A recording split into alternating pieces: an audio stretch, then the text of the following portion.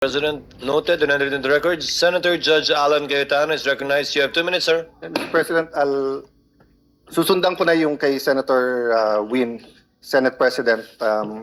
No, Yes po, Your Honor. yeah. Good afternoon, Mr. Witness. So, dediretsuin ko na, no?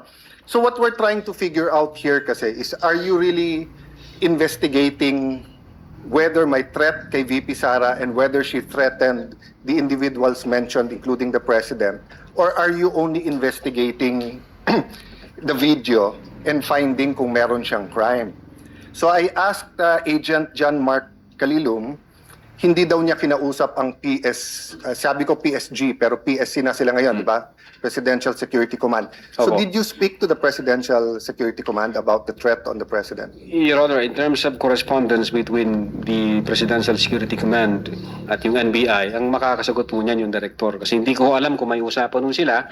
Meron ho kasi kaming tinatawag na need to know basis. Ang focus lang ho namin Yes. The problem with your answers, Witness, is that kung yan ang sagot mo parati, hindi mo inimbestigahan ng husto.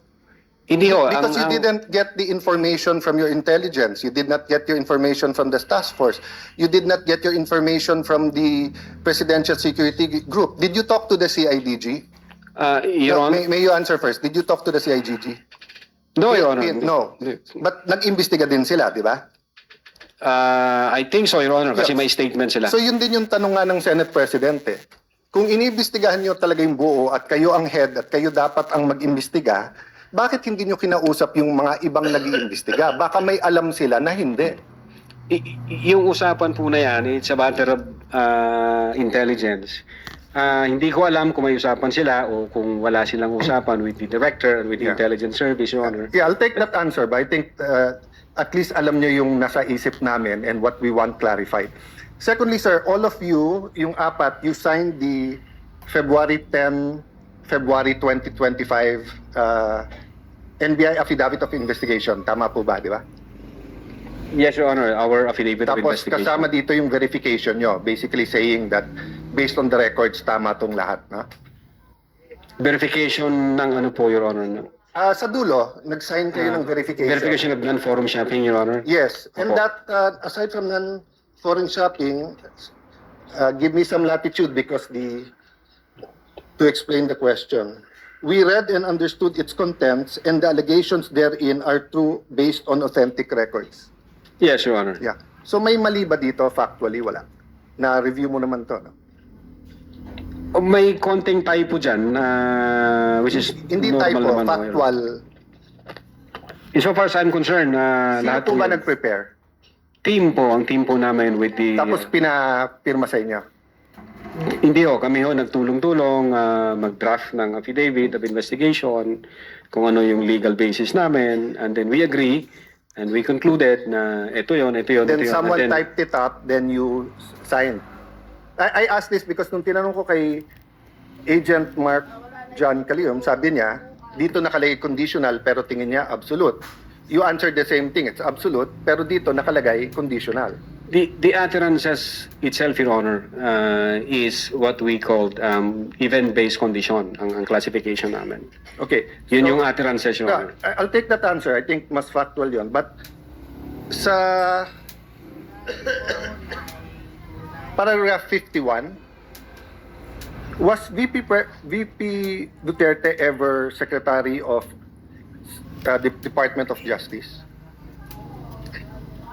No, Your Honor, Department of Education. Nakalagay dito, to recall, VP Duterte resigned as the Secretary of the Department of Justice, and she herself admitted that her relationship with the President has become toxic, and she could imagine her strangling him and cutting off her head.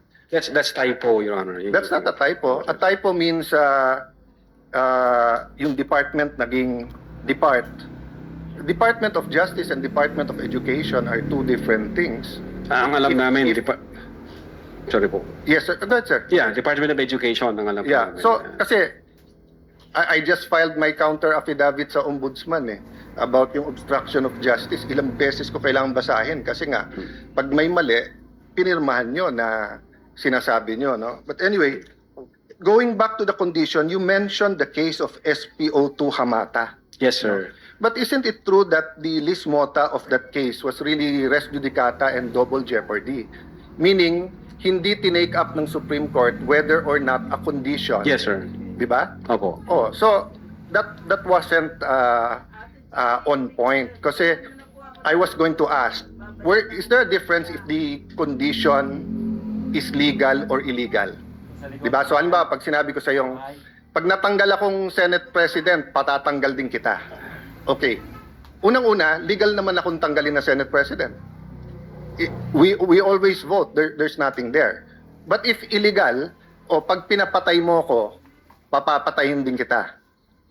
Is there a difference if the condition of why I will act or why I'm threatening you is an illegal act? Well, under the law, Your Honor, it says there that even the condition is unlawful.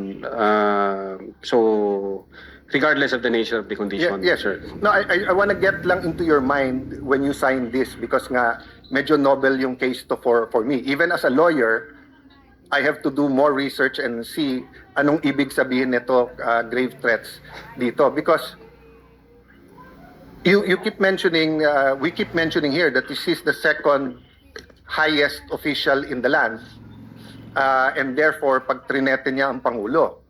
But who was the Vice President claiming na pwedeng magpapatay sa kanya?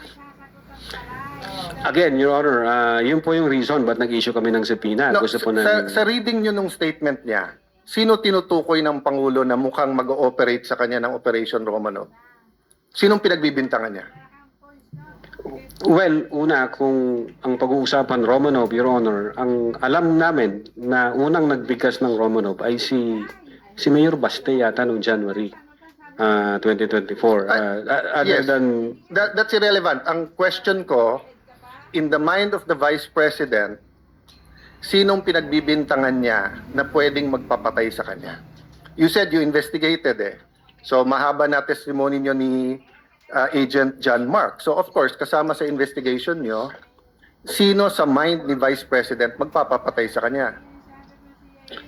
Well, again, Your Honor, since wala kaming makuhang valid information. Ano, hindi ba klaro sa video na ang pinagbibintangan niya is the First Lady, the President, and the Speaker of the House? So sabi niya, pag pinatay ako, patayin mo silang tatlo. So ang pinagbibintangan niya na magpapapatay sa kanya, yung tatlo. I cannot answer to that, Your Honor. Senator Judge Allen, kindly wind up. But you have to be able to answer that because you're the one who investigated. And that is crucial. Why? Because part of your self-defense, so for example, if I know na sa senator judge, pag hindi ako bumoto one way or the other, papapatayin ako ng whatever, chief PNP or papapatay ako ng whoever. So pag sinabi kong, pag ako pinatay, si ganito nagpapatay sa akin. And then, ang difference, I don't usually give a threat na patayin mo rin. So could it be that actually that was the defense of the Vice President para hindi siya patayin? I don't know the state of the mind of the Vice President. But you've testified all throughout this afternoon that you went into her state of mind. Based on the series of events, Your Honor. Yes, and based on her statement, and the series of events is nag-away sila ng administrasyon, and the series of events is that sinasabi niya, pag ako'y pinatay, eto tatlo ang papatayin niyo. Okay, last question. Kay Attorney Lopez, tinanong din to ng Senate President, ni Senator Tulfo. At di ko na itatanong pero napahapyawan ni Senator Erwin din to yung tungkol kay yung sinabi ni si Attorney Lopez, sabi mo, even before kasi nangyari yon, nakausap na ni Vice President yung papatay. That's the literal meaning of the statement. Yes, that's the literal meaning, but did you believe her? Well, she's the Vice President, sir. So she also said freedom of expression, so you also believe her? Not based on the evidence that what we gathered, sir. No, okay, so I'll stop there, but I'll read to you. Sinabi niyo kasi sedition. Pero tignan niyo po yung page 25 nung sarili niyong affidavit, ha.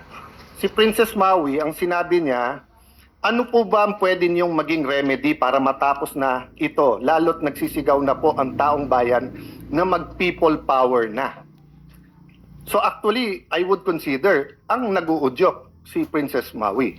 Of course, we can discuss people power, but pero tignan niyo po ang sagot niya after yung sa pagpatay. Ang laban ay wala dyan sa EDSA, ma'am. Wala dyan sa mga highway. Ang laban, ma'am, nandun sa loob ng palasyo. Yan ang problema. We appreciate yung expression nyo ng disgust, ang pagkamuhi, ang hopelessness, kasi it reflects kung ano nararamdaman ng maraming milyon-milyon. Alam ko yan, ma'am.